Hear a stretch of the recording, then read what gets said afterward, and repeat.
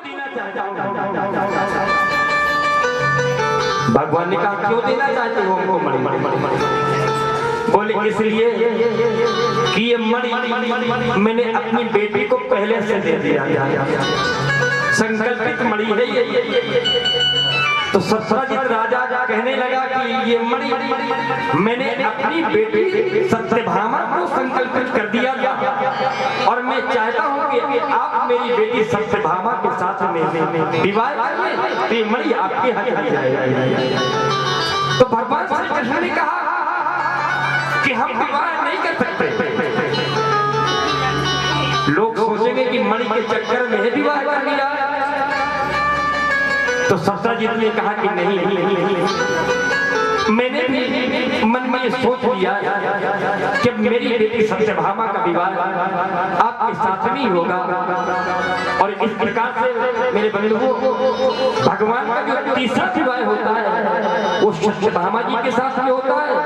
बोलिए द्वारकाधीश भगवान की जय हो। एक बार भगवान द्वारकाधीश पांडवों के यहाँ गए। कहा? पांडवों के यहाँ इंद्रप्रस्थ, जहां हम बैठे हुए हैं दिल्ली में, दिल्ली का ही पुराना नाम इंद्रप्रस्थ था। एक बार भगवान पांडवों के यहाँ इंद्रप्रस्थ जब आए तो भगवान ने अर्जुन से कहा कि अर्जुन चलो चलते हैं यमुना जी के किनारे भ्रमण करने के लिए। तो भगवान यमुना जी के किनारे जब भ्रमण कर रहे थे तो एक कन्या हाथ जोड़े हुए बैठे थे यमुना जी के किनारे। तो भगवान ने कहा अर्जुन पता लगाओ ये कन्या किस लिए तपस्या कर रही है और इसका परिचय क्या है। तो अर्जुन उस कन्या के पास में गए और अर्जुन ने उस कन्या का परिचय पूछा। तो उस कन्या ने अपना परिचय बताया। अहम देव सवितुर्दुहिता पत्नी निषेधा विष्णु वरेण्य वरदा तपः परमास्थिता। उस कन्या ने अपना परिचय बताया कि मेरा नाम है यमुना और मैं तपस्या इसलिए कर रही हूं कि मैं द्वारकाधीश भगवान श्री कृष्ण को पति रूप में प्राप्त करना चाहता हूं। अर्जुन ने जब ये बात सुनी तो द्वारकाधीश भगवान श्री कृष्ण के पास में आए और कहने लगे प्रभु इस समय आपके दाहिने चंद्रमा है, बड़ी अच्छी दशा चल रही है आपकी। भगवान ने कहा क्या हुआ? अर्जुन ने कहा ये कन्या भी आपको पति रूप में वर्ण करने के लिए तपस्या कर रही है। तो भगवान ने कहा अर्जुन देरी किस बात की है, कराओ फेरे। तो वही जंगल में मंगल हो। इनकी एक बहन है मित्रवृंदा, बहुत सुंदर है। भगवान का पांचवा विवाह मित्रवृंदा के साथ में संपन्न होता है। एक नग्नजित नाम के राजा है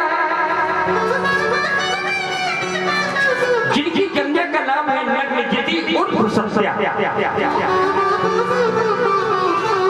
राजा नग्नजित ने यह प्रतिज्ञा किया था, उसके 7 बैल थे, 7 बैल, और वो बैल कोई साधारण नहीं थे, मनुष्यों से ज्यादा बुद्धिमान वो बैल। राजा नग्नजित ने प्रतिज्ञा किया था कि जो भी वीर एक साथ मेरे 7 बैलों की नकेल डाल देगा मैं अपनी बेटी सत्या और नग्नजीती का विवाह उस वीर के साथ में करूंगा। और भगवान ने ऐसा संभव करके दिखा दिया। भगवान का जो छठवां विवाह है वो सत्या के साथ में संपन्न हुआ। राजा देवी नाम की एक वीर महिला है, उसकी जो बेटी है उसका नाम है भद्रा। भगवान का सातवां विवाह भद्रा के साथ संपन्न हुआ। मध्य देश के राजा जिन्होंने एक स्वयंवर का आयोजित किया। नीचे परात में जल भरा हुआ था, ऊपर चक्र में मछली चल रही थी। जल में देख करके मछली का भेदन करना था। कोई वीर ऐसा कर नहीं पाया, लेकिन मेरे द्वारकाधीश ने जल में देख करके ऊपर चक्र में चलती हुई मछली का भेदन कर दिया। तो भगवान का आठवां विवाह मध्य देश के राजा की पुत्री लक्ष्मण के साथ में संपन्न हुआ। बोलिए द्वारकाधीश भगवान की जय हो। ये जो 8 विवाह भगवान के हुए और ये जो रानियां आई भगवान की, यही 8 पटरानियों के नाम से जानी जाती हैं। कौन कौन सी हैं 8 पटरानियां? भैसनी, जामवती, भामा, सत्या, भद्रा, लक्ष्मणा, कालिंदी, मित्रवृंदा,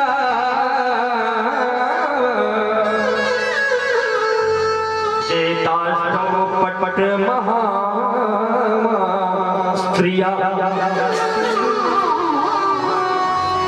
भगवान के 8 विवाह हुए। कल एक हुआ था ना, कल एक तो हुआ था, आज संख्या 8 पहुंच गई। एक हुआ था तो बड़ा धूम धड़ाका हुआ था, बहुत नाच गाना हुआ था। आज 8 हो गए हैं, कुछ न कुछ तो बनता है। कर गई देखो,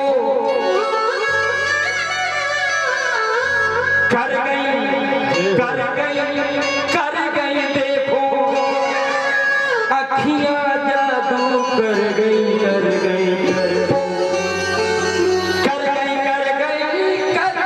देखो, अखियां जादू कर गई मेरे मोहन की, अखियां जादू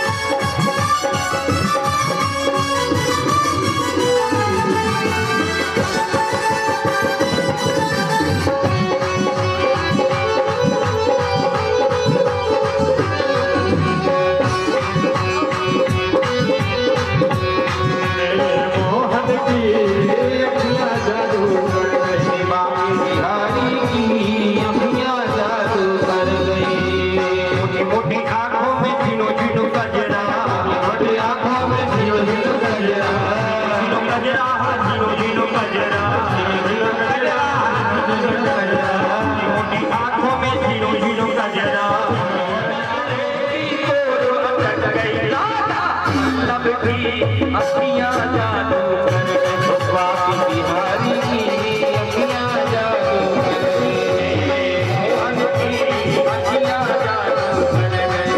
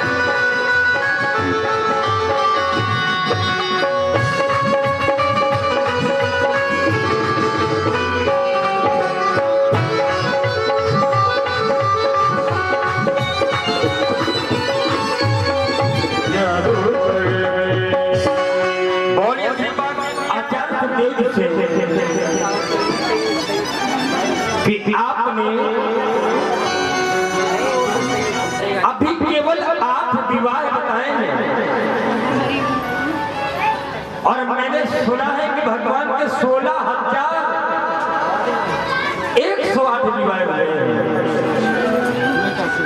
तो आचार्य सुखदेव कहते हैं कि जो 16,100 विवाह भगवान के हुए वो एक ही बार में होते हैं।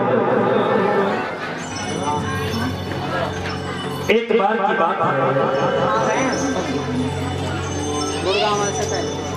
भगवान को जब पता चला कि प्राकृत जो का जो राजा है उसका नाम है नरकासुर, जिसे लोग भौमासुर के नाम से भी जानते हैं।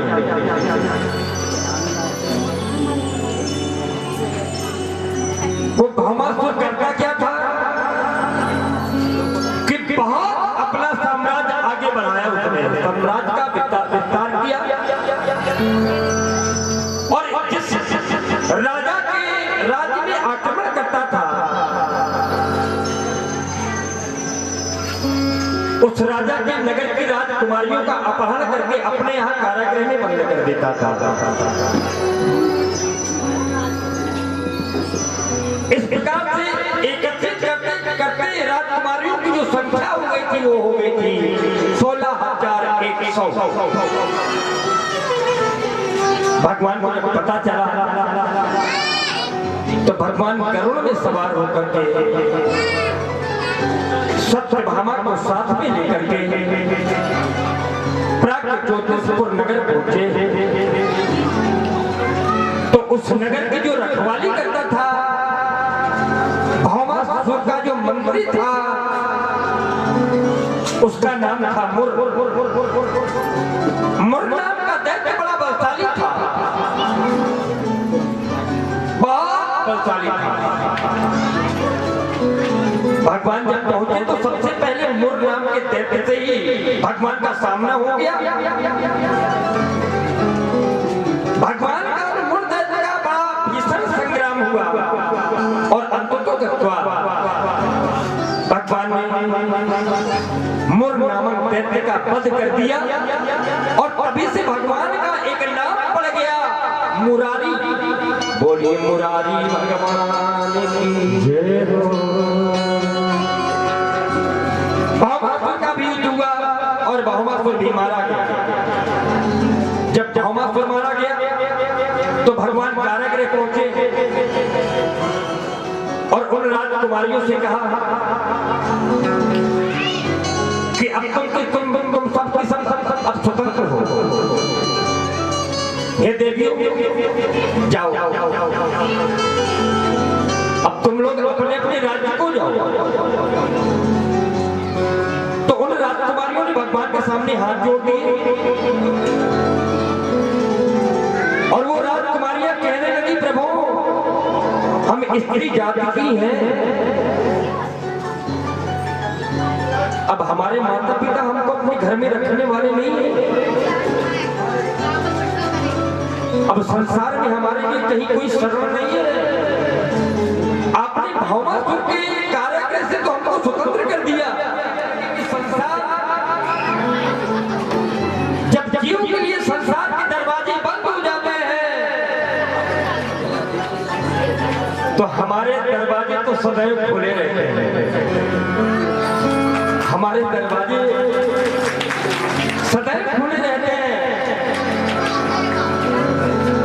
भगवान ने उन 16,100 कन्याओं के साथ एक ही मंडप में एक ही मुहूर्त में उनके साथ में विवाह कर लिया। तो भगवान के विवाहों की संख्या हो गई 16,108। बोलिए द्वारकाधीश भगवान की जय हो।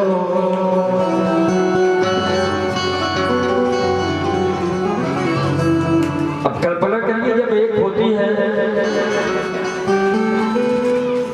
बड़ी समस्या होती है, लेकिन भगवान के तो 16,108। कल्पना करिए, इसीलिए भगवान ने बहुत सारे कोप भवन बनवा रखे थे, बहुत सारे कोप भवन बने थे। सुधर्मा सभा से जब लौटते थे, भगवान के दरबार का नाम था सुधर्मा सभा। भगवान के दरबार से शाम को लौटते थे तो मंत्री लोग एक लिस्ट दिया करते थे, आज आपकी कितनी महारानियां गोपभवन में है। तो भगवान सबसे पहले गोपभवन जाते थे और रूठी हुई अपनी महारानियों को मना करके लाया करते थे। एक दिन भगवान ने सोचा कि सबकी सब रानियां हमसे रूठ चुकी हैं, हम सबको मना चुके हैं, लेकिन हमारी रुक्मिणी आज तक हमसे रूठी नहीं।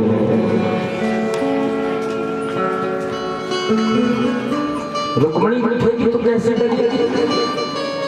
भगवान सोच रहे हैं ये आज तक रूठी नहीं है और ये रूठेगी तो ये कैसे लगेगी? भगवान कल्पना कर रहे हैं और सोच रहे हैं कि चलो आज रुक्मिणी को नाराज करते हैं।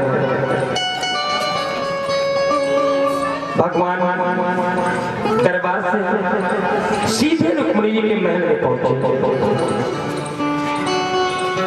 और जाकर के बैठ गए।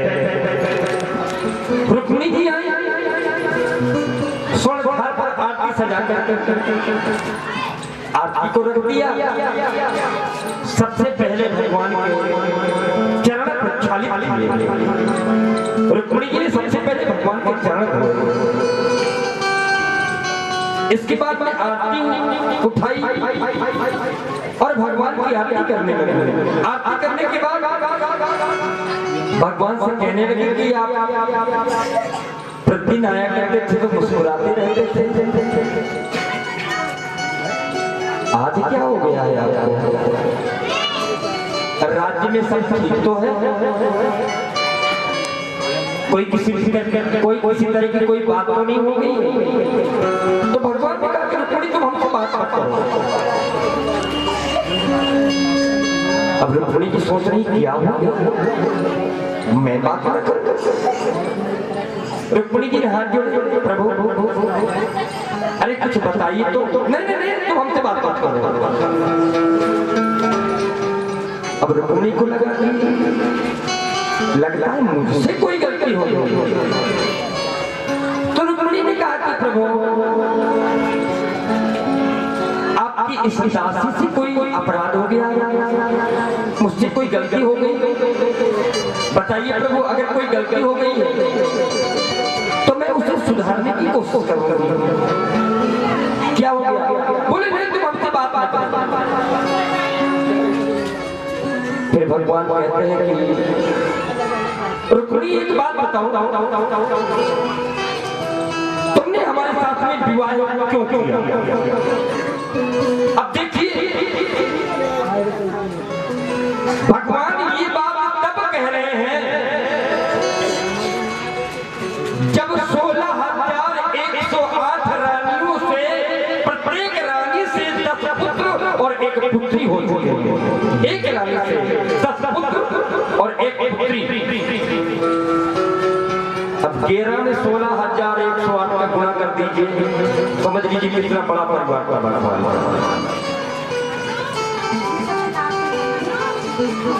रुक्मिणी से ये बात आप कह रहे हैं कि रुक्मिणी के 10 पुत्र और 1 पुत्री हो। भगवान कहते हैं कि तुमने हमारे साथ में विवाह क्यों किया? आजकल की पत्नी हो तो पति देवता को सुधार के रख दे, शर्म नहीं आती है इस उम्र में ये सब बातें करने? लेकिन रुक्मिणी जी धैर्य है, बिल्कुल गंभीरता के साथ में भगवान की हर बात को सुन रही है। भगवान कहते हैं तुमने हमारे साथ में विवाह क्यों किया? अरे हमारे कभी हुआ, तुम्हें हमारे साथ में विवाह नहीं करना चाहिए। लोग हमें भगोड़ा कहते हैं, रणछोड़ कहते हैं, चोर कहते हैं, और हम सुंदर भी नहीं है। हमारी मैया तो बचपन में हमको कन्या कहा करती थी, हम अच्छे भी नहीं लगते।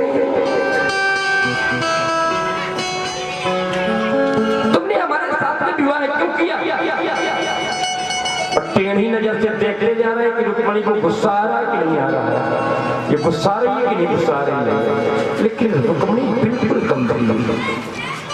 जब भगवान का किसी प्रकार से प्रभाव नहीं चला, बस नहीं चला, तो अंत में कह दिया अभी भी कुछ नहीं बिगड़ा, तुम्हारा मन हो तो अभी भी तुम्हारा विवाह शिशुपाल के साथ में करवा दो। और भगवान ने जैसे ही ये बात कही तो रुक्मिणी ने कोई उत्तर नहीं दिया। ये बात सुन करके मूर्छित होने और जब रुक्मिणी मूर्छित होने लगी तो भगवान ने उसी समय 4 हाथ प्रकट कर लिए अपने।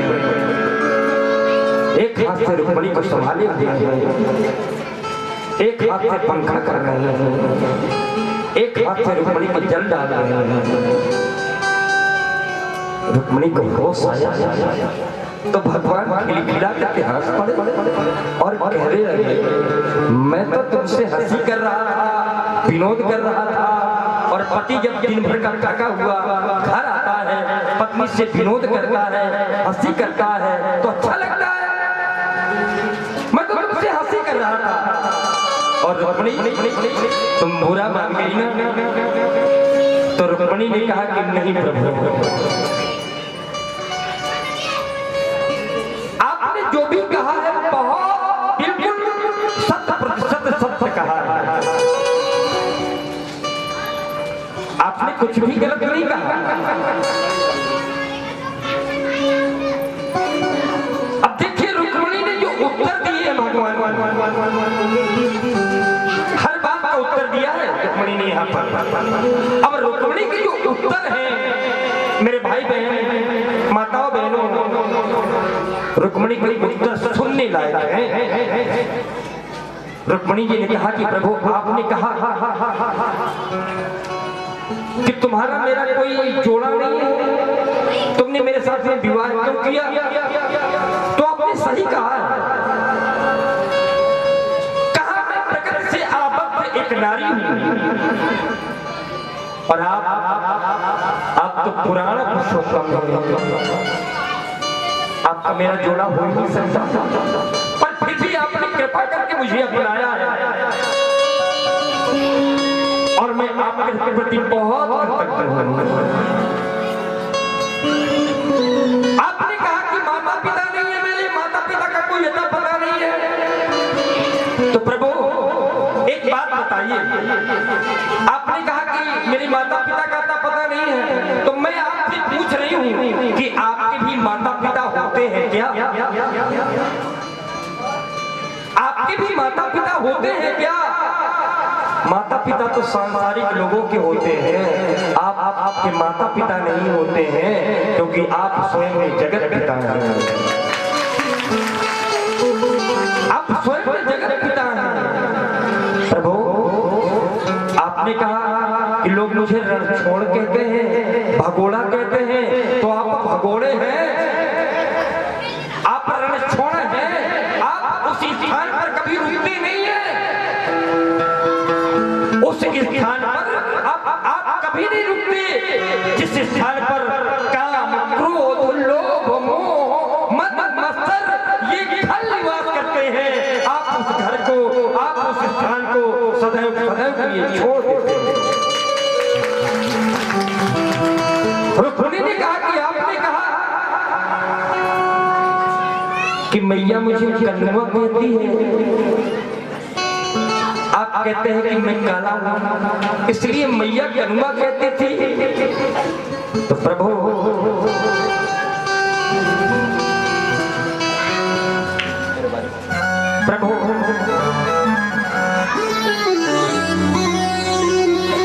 आप कहते हैं कि मैया कन्वा कहती थी, आप काले हैं, आप काले हैं, लेकिन प्रभु काले हैं तो क्या हुआ? नहीं, दिल वाले नहीं हम बोले, काले हैं तो क्या हुआ? आप तो जग से निराले हैं।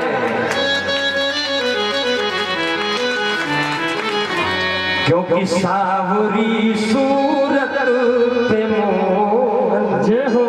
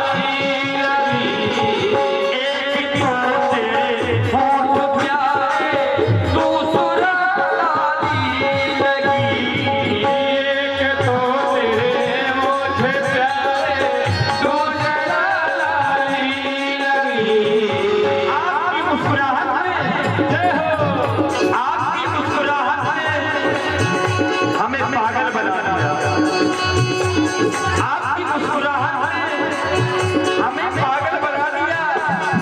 हम होश में आने ही वाले थे, आपने फिर से मुस्कुरा दिया। एक तो तेरे होठ प्यारे, दूसरा लाली लगी। एक तो तेरे होठ प्यारे, दूसरा लाली लगी। तीसरा तीसरा तेरा मुस्कुराना दिल दीवाना।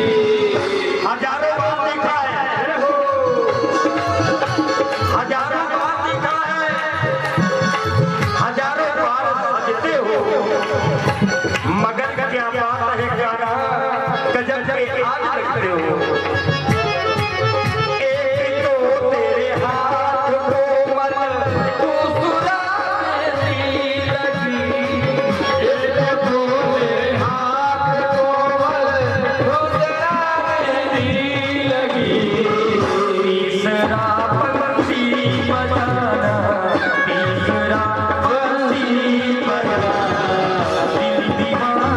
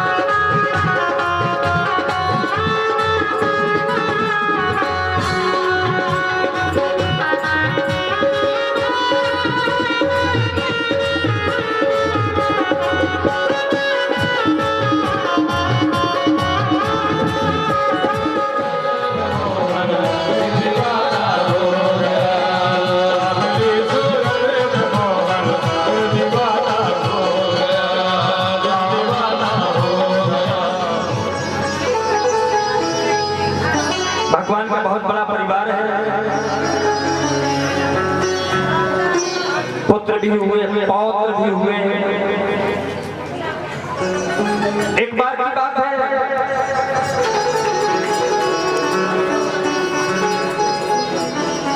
भगवान के यहाँ देवल से नारद जी पहुंचे। तो नारद जी ने कहा प्रभु और सब परिवार में कुशलता तो है, बहुत बड़ा परिवार है आपका।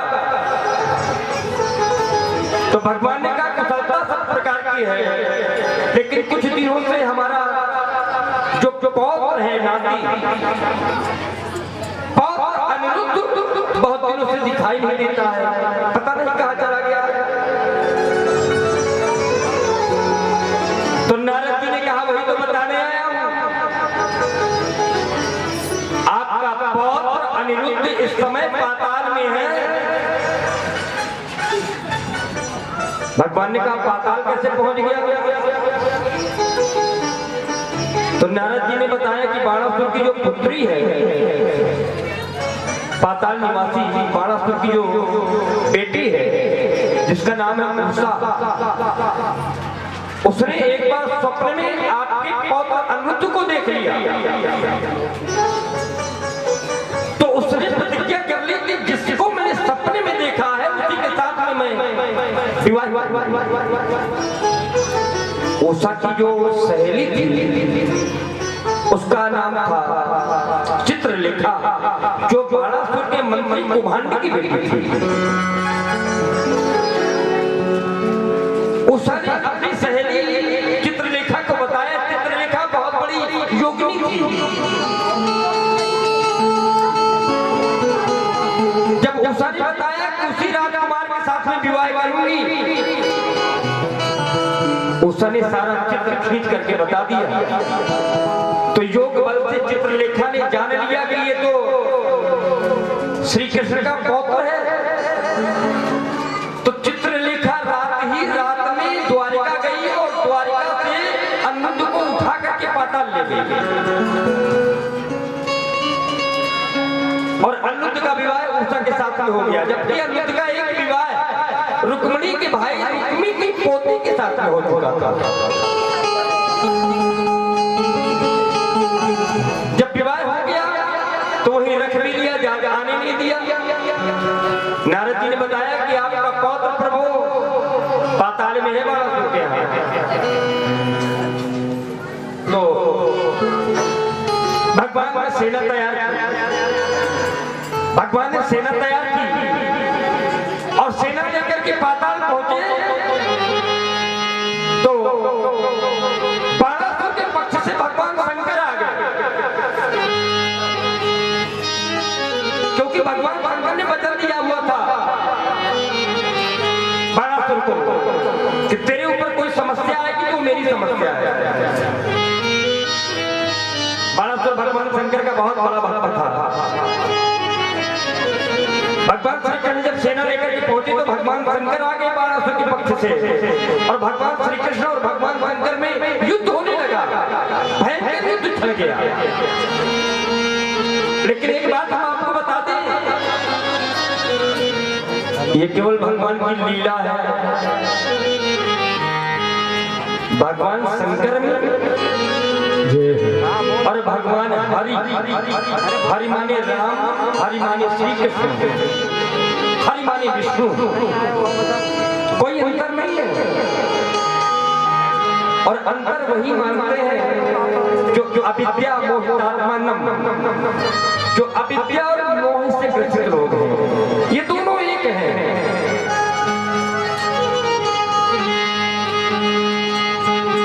किसी कवि ने लिखा कि हर माने भगवान शंकर, हर कहते हैं भगवान शंकर को और हरि कहते हैं भगवान विष्णु को, राम को, श्री कृष्ण को। तो कवि ने बड़ी सुंदर उपमा दी है कि ये लड़ तो रहे हैं लेकिन संसार को दिखाने के लिए लड़ रहे हैं, लीला के लिए लड़ रहे हैं, लेकिन है ये एक। तो कवि ने लिखा हरि हर एक है दोनों, हरि और हर एक है, हरि हर एक है दोनों,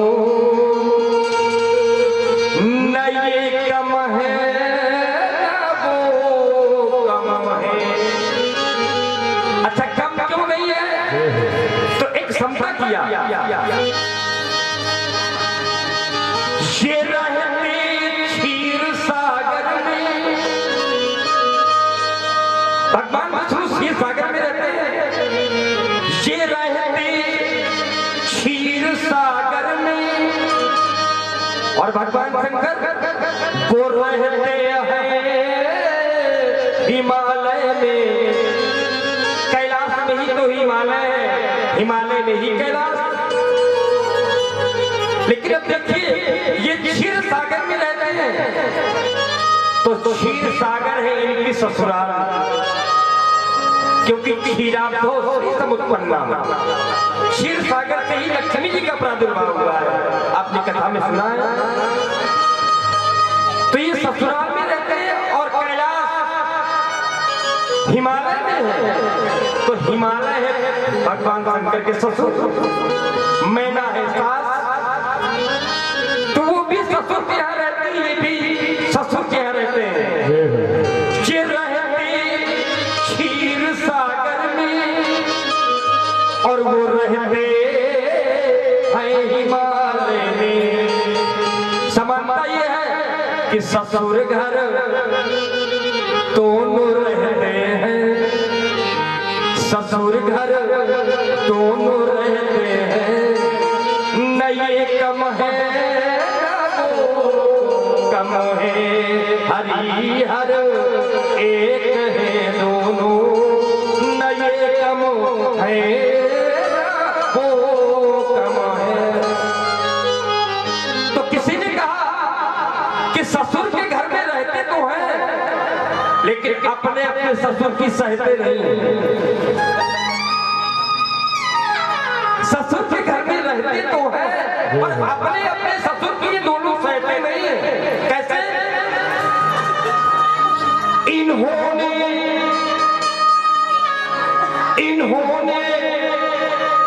सिंधु को डांटा, कब डांटा? जब राम अवतार किया, विनय न माना, जलत ही जल गए 3 दिन बीत, तो बोले राम सको तब भय बिन होए न। इन्होंने सिंधु को डांटा और उन्होंने तक्षशिर काटा, उन्होंने तक्षशिर काटा। ससुर का मान हरने में, ससुर का मान हरने में, न ये कम है न वो कम है। तो किसी ने कहा कि ससुर की भले ही न सहते हो, पर अपने अपने ससुर की जो बेटियां हैं उनको बहुत चाहते हैं।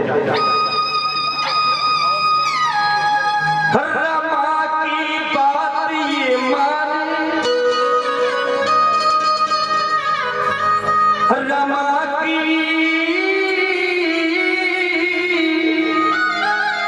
बात ये माने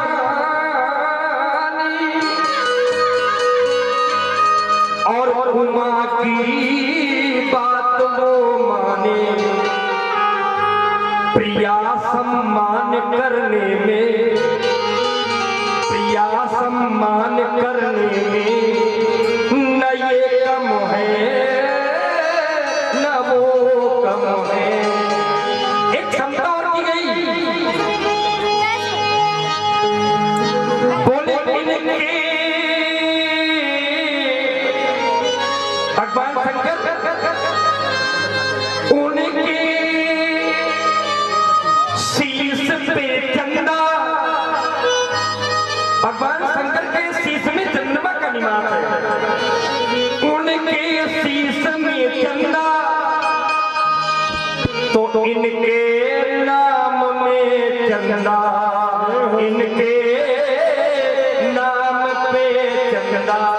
चाहे रामचंद्र हो और चाहे कृष्णचंद्र हो, दोनों के नाम के साथ में चंद्र जुड़ा हुआ है।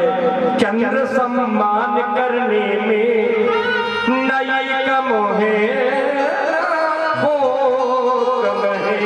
हरिहर एक है दोनों, हरिहर एक है दोनों, न ये कम है वो। बहुत संतोषी थे, उनके विचार में ये हमेशा रहता था कि साई इतना दी तो कर्तव्य हमारे शास्त्र कहते हैं त्रिसुचैर कर्तव्यो सुदारे भोजने धने। 3 चीजों में संतोष करना चाहिए। किसमें? सुदारे भोजने धने। सुदारा माने अपनी पत्नी पर, जो जीवन साथी मिला है। जीवन साथी हमारा अपना अंग है, इसीलिए हम उसको अर्धांगिनी कहते हैं। ये जन्म जन्मांतर का नाता है। जो पत्नी मिली है, पत्नी पर संतोष होना चाहिए, जीवन साथी पर संतोष करना चाहिए, क्योंकि शास्त्र कहता है 3 चीजों में संतोष करिए। सुदारे भोजने, सामने जो भोजन मिला है वो भगवान का दिया हुआ प्रसाद है, उसे संतोष पूर्वक भगवान का प्रसाद मानकर प्राप्त करिए। सुदारे भोजने धने, जो धन मिला है, जो धन है, उस पर संतोष करिए। बाकी बिहारी बहुत और 3 चीजों में कभी संतोष नहीं करना चाहिए। अब वो 3 चीजें कौन कौन सी है?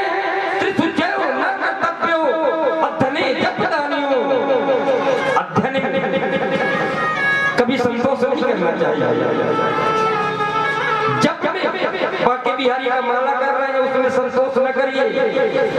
आज गेरा की है, कभी किस कर लेंगे, क्योंकि वो वही तो साथ में जाना है, बाकी तो सब यही रह जाना है। तो अध्ययन में कभी संतोष नहीं करना चाहिए, भगवान के जप में कभी संतोष नहीं करना चाहिए। अध्ययन जब दान हो, और भगवान बाकी बिहारी ने अगर दिया है आपको तो खुल करके दान करिए।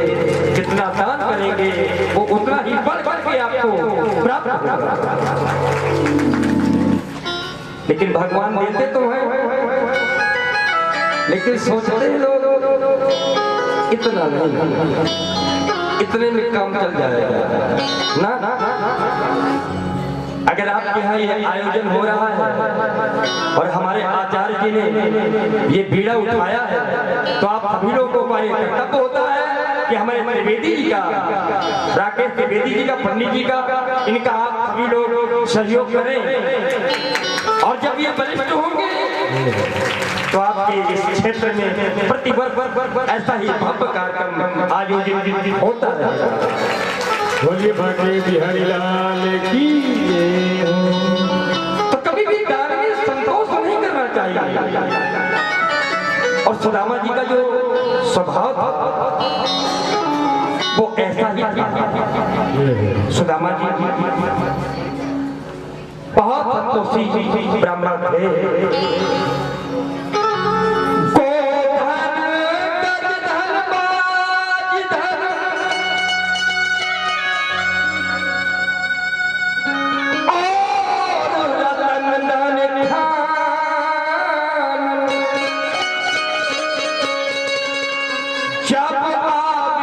संतोष धन तो सब धन धूरी सम।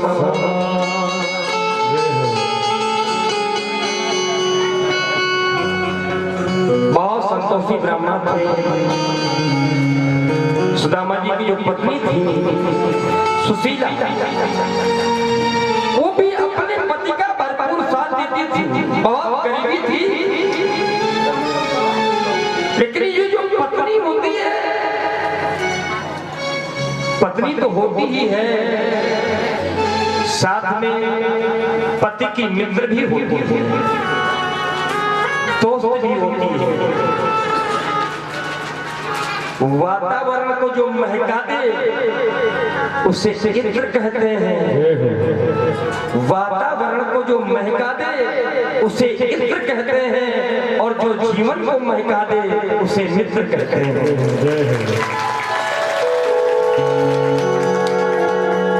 सुदामा जी का साथ उनकी पत्नी सुशीला दिया करती थी और कहा करती थी, पंडित जी परेशान ना होइए, कभी हमारा भी समय आएगा। पंडित जी कभी कभी जब भिक्षा के लिए जाते थे तो केवल दरवाजे में 2 क्षण खड़े होते थे, कभी किसी से मांगते नहीं थे कि भिक्षा दे दीजिए ना, केवल दरवाजे में खड़े हो जाते थे और देख करके अगर उन्होंने पंडित जी को कुछ दे दिया तो ले लेते थे। कभी कभी ऐसा भी होता था कि पंडित जी को कुछ मिलता ही नहीं था। जब कुछ नहीं मिलता था तो बच्चे थे घर में, तो सुशीला बच्चों से कह देती थी बेटा आज एकादशी है, आज घर में कुछ बनेगा नहीं। तो बच्चे बेचारे जल जल कर ही सो जाते थे एकादशी मानकर। बहुत गरीबी थी।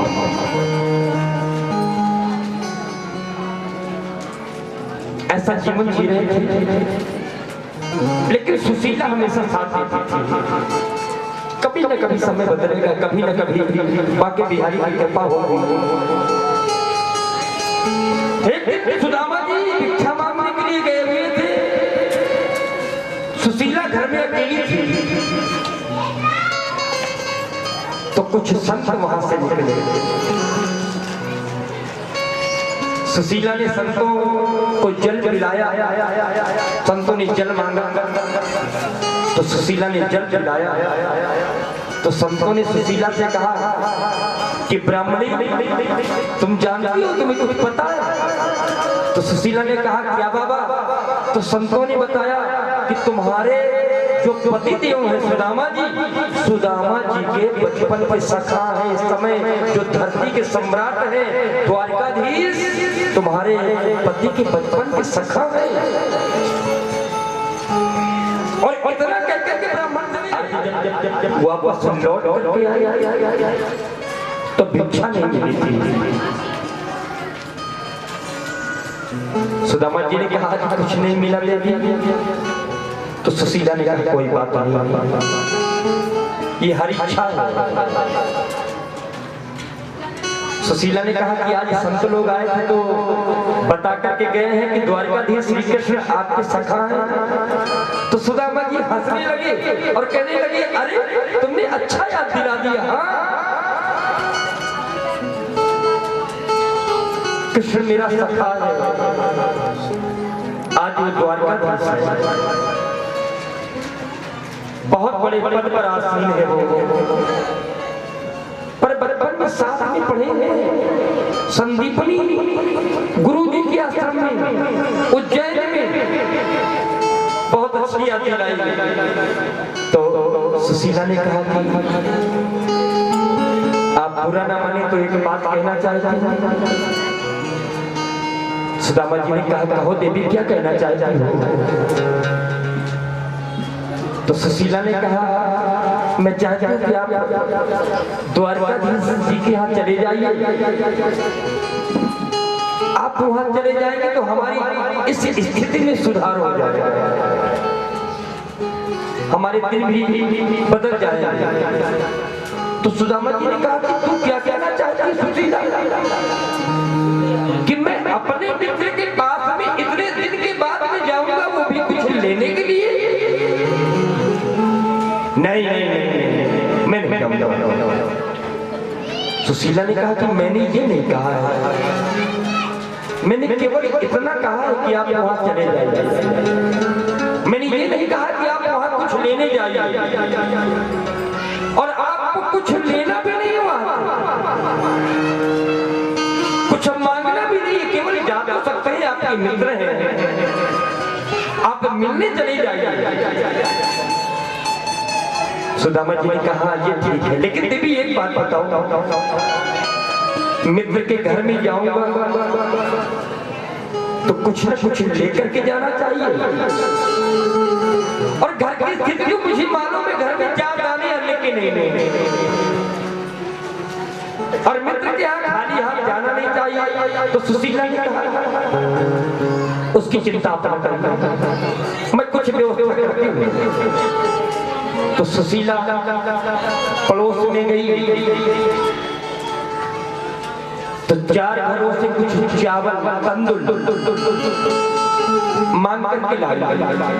अब देखिए ये जो चावल होते हैं ना, सबके घर में एक जैसे नहीं होते हैं, किसी के यहाँ मोटा चावल होगा, किसी के यहाँ पतला चावल होगा, किसी के यहाँ लंबा होगा, एक जैसे तो मिल ही नहीं सकते हैं। और यही भगवान ने देखा था, चावल देख के ही सुदामा जी की गरीबी का अनुमान लगाया था द्वारका। सुशीला 4 घरों से चावल मांग करके लाई, लेकिन अब समस्या इस बात में आ गई कि घर में कोई ऐसा कपड़ा साबुत तो नहीं था जिसमें वो चावल बांध सके। एक कोने में पंडित जी की एक धोती पड़ी थी जो दुपटी हुई थी। दुपटी कहते हैं अगर किसी कपड़े को एक बार सिला गया दोबारा उसी जगह से फट जाए फिर सिला जाए। बहुत पुरानी धोती पड़ी हुई थी, तो सुशीला ने उसको 4 प्रकार से तय करके और किसी तरह से वो चावल उसमें बांधे पोटली बनाई और पंडित जी को दिया। पंडित जी ने अपनी छड़ी उठाई और द्वारकाधीश की ओर चल पड़े।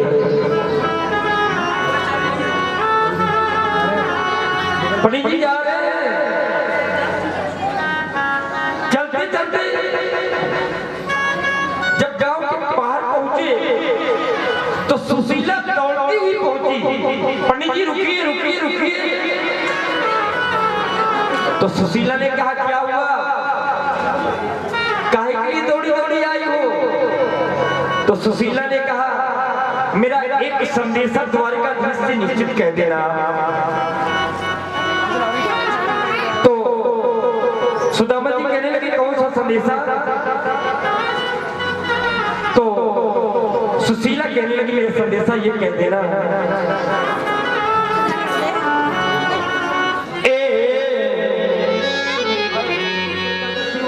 मेरे यहाँ प्रतिदिन होती है। संकेत के रूप में बता दिया सुशीला ने कि भगवान समझ जाएंगे कि मेरे घर में एक भी अन्न का दाना नहीं रहता है। घर का जो भरण पोषण होता है वो कभी कभी भिक्षा से होता है। सुदामा जी चले दुनिया की हर गली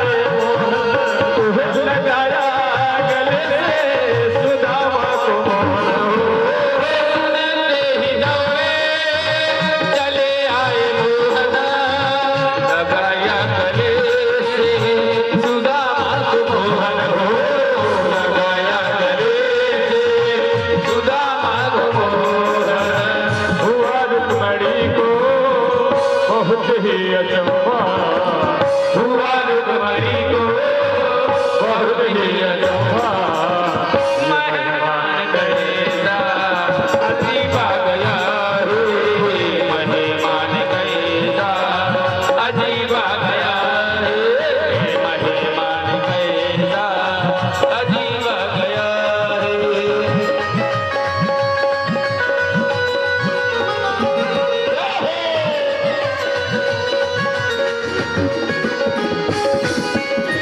बराबर में अपने सुदामा बिठाए शरण आंखों से प्रभु ने बुलाए हो शरण आंखों से श्याम ने बुलाए बराबर में अपने सुदामा बिठाए शरण आंखों से प्रभु ने बुलाए हो बराबर से अपने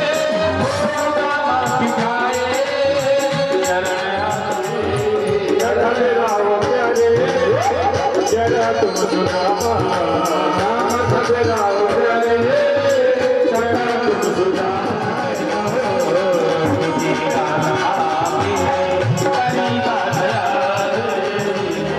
बोलिए श्री बांके बिहारी लाल की जय हो।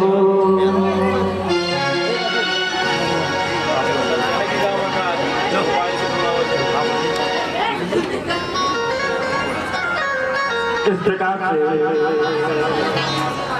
भगवान सुदामा जी का आतिथ्य करते हैं और सभी लोग अपनी जगह पर बैठे रहे भाई सभी लोग बैठे रहे केवल यजमान जी के द्वारा शपथनी सुदामा जी का और चरण प्रक्षालन और कहने लगी गुरुदेव 7 दिन कथा सुनाया है आपने और 7 दिन की कथा का सारांश ये है आप यज्ञ अनुष्ठान करो और मेरे सज्जनों एक यज्ञ अनुष्ठान ही चल रहा था। जन्मेजय ने बहुत सारी व्यवस्था चुस्त दुरुस्त कर रखी थी। रक्षा विभाग भी चारों ओर से लगा हुआ था। वो तक्षक नाग किसी भी तरह परिसर में प्रवेश नहीं होना चाहिए। तक्षक को आना नहीं चाहिए। व्यवस्था चाक चौबंद थी लेकिन तक्षक आ गया। कैसे आया? माली फूल लेकर के आया, माला लेकर के आया। तक्षक ने एक सूक्ष्म रूप बनाया और एक माला के अंदर बहुत तत्वों में जाकर के मिल गया। भगवान बांके बिहारी परीक्षित को अपना धाम प्रदान करते हैं, मोक्ष प्रदान करते हैं और बस यही श्रीमद् भागवत कथा का विराम होता है। भगवान जब इस धराधाम से जाने लगे तो भगवान के भक्तों ने भगवान से कहा कि प्रभु आप इस धराधाम को छोड़ करके जाएंगे तो हम आपके बिना कैसे रहेंगे? आपके दर्शन हमें कैसे होंगे? तो भगवान ने कहा मैं जा रहा हूँ लेकिन मेरा अंश श्रीमद् भागवत जी में समाहित है। भागवत जी को देख करके ही आप सभी लोग मेरा दर्शन कर लीजिएगा। बोलिए द्वारकाधीश भगवान की श्रीमद् भागवत महापुराण की संत समाज की जय जय श्री